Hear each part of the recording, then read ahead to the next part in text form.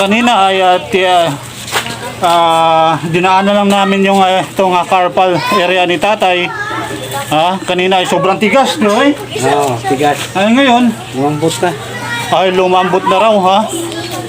Lumambot na. Yun o. Ito, lumambot na, ha? Lumambot na siya. Ay kanina ay matigas. Dito banda ay lumalaban na. Alas 2 ng hapon, maalinsangan, mainit ang panahon, pero patuloy pa rin ang pag-iihersisyo ni tatay. Saksi ang kalsadang ito na dito namamalagi si tatay ng 7 taon. 7 taon na pabalik-balik dito sa kalsadang ito. Ito ha. Sige, tuloy lang. May jeep. Ito ha. Kasabay ko si tatay ngayon naglalakad ha. Si Tatay Loloy. Ano nga tunay mong pangalan? Birolo. Ha? Birolo. Berolo. Kubilo. Kamusta naman yung pag-exercise mo? Ayun lang. Araw-araw dito ka naglalakad sa kalsada. Maganda yun lagi exercise. Okay sa Luzon, Visayas, ug Mindanao nandito na tayo kay tatay ay maya-maya lang ay ititherapy natin si tatay. Bagong lahat ay iabot muna ako sa iyo.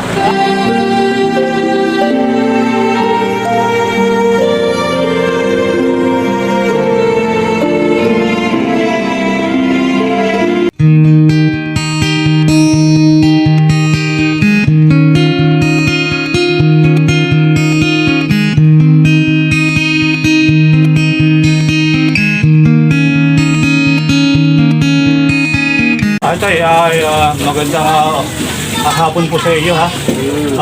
Ay ngayon ay mag-therapy tayo. Pero isang session pa lang to. Hindi tayo gagaling agad. Dahan-dahan lang yung paggagaling. Pero babalik-balikan kita ha. Mayroong isa ha. May pangalawa, may pangatlo. Babalik-balikan kita ha. Okay.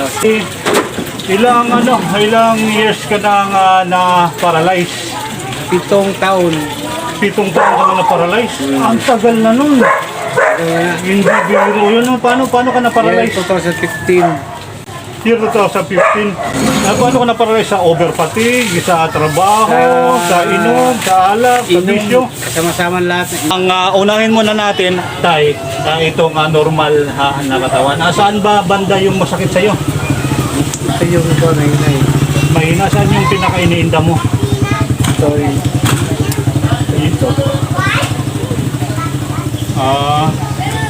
Ito pala yung iniinda talaga ni tatay.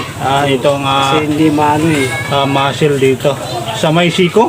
Dito Hindi may stretch? Hindi magalaw? Hindi misto. Dito parang ano na rito? Naglalak na daw rito ha. Pero dito naman sa dugtungan dito sa buto. Okay man nila. Okay yung dito. Ang problema lang ni tatay ay dito. Ito sa may ulna. Tapos yung tapos dito sa paa. Hindi naman. Hindi ko alam sa dito Basta ito lang. Dito yata Dito sa may pigi. Dito pigi. Sa may pigi din daw ay masakit din daw ang iniinda ni tatay. Naglalak din yung ugat. Naglalak daw ang kanyang ugat. Ano muna natin yung titingnan muna natin yung daliri mo. Okay. Kung matigas.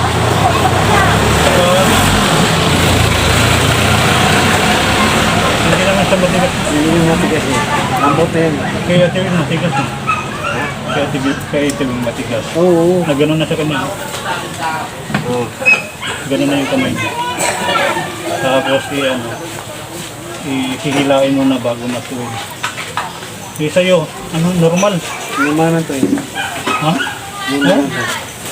Normal lang. Oo.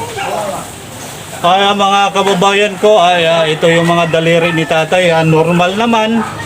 At ito. Kaya malapit to galing. Malambot siya, malambot. Normal siya, normal yung kamay ni tatay. Pagdating naman dito sa may joint, Diyan. dito banda ay lumalaban na. Laban na. Medyo matigas na.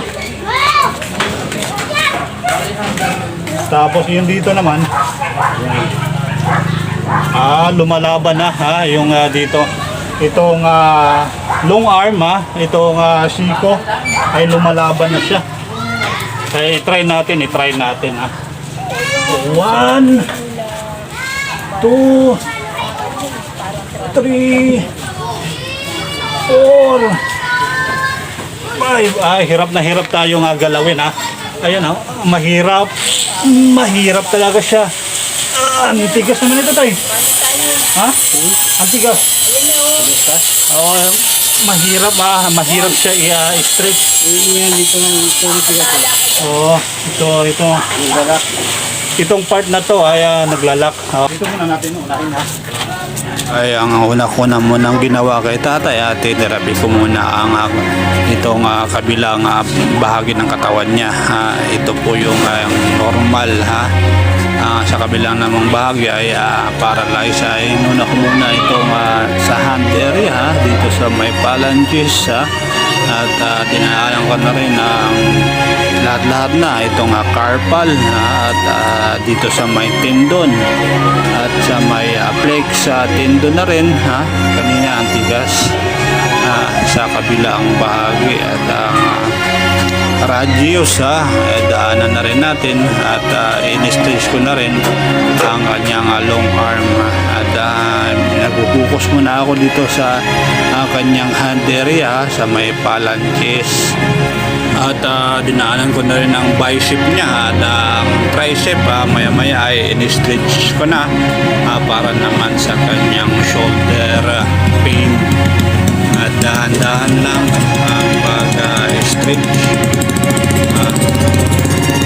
dahan-dahan lang at para na rin ito sa joint pain at ito in-squeeze ko pa-side si tatay para doon sa back pain niya at sana ay marilang sa si tatay ito ay dahan-dahan lang na pag-twist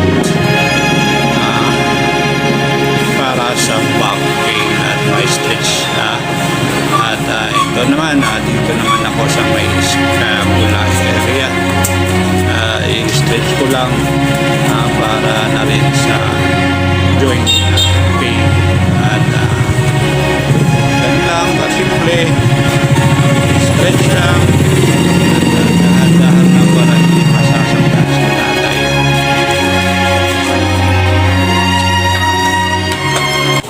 Okay natapos na natin yung kabilang side niya which is yung normal ang tinitherapy natin. Ngayon, ang dadaanan naman natin ay yung pinaka main problem natin ay dito naman Dito naman.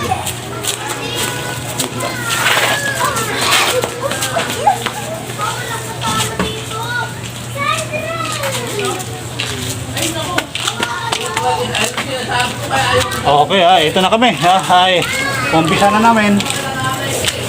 At ito na kami dito na kami sa target area namin which is ito yung paralyzed at inikot-ikot ko muna itong flex tendon area. Ito yung malambot din. Ito yung malambot. Malambot din. Dito naman inindan niya dito. Tsaka sa pigi din.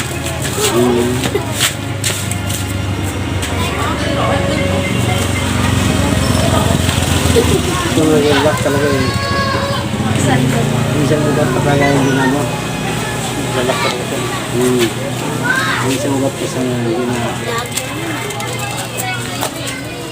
Dahil nakapokus ako dito sa may hand at sa may phalanges, carpal tendon at radius at saka sa ulna ay lumambot ito.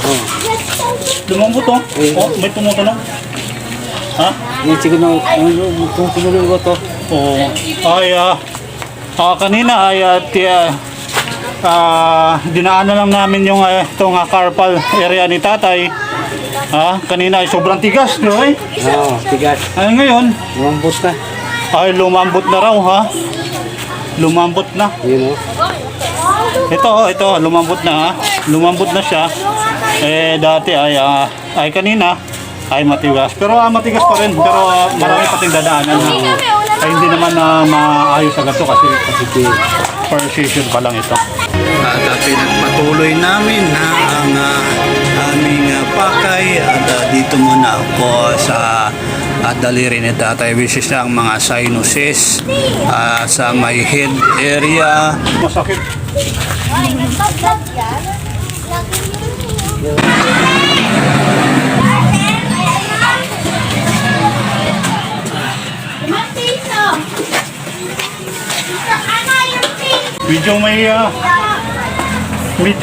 Tay, medyo lumambot yung dito banda, yung matigas kanina. Oo, lumambot na. Ha? Kunting-kunting therapy lang to. Opo na ako. Ay, hindi pa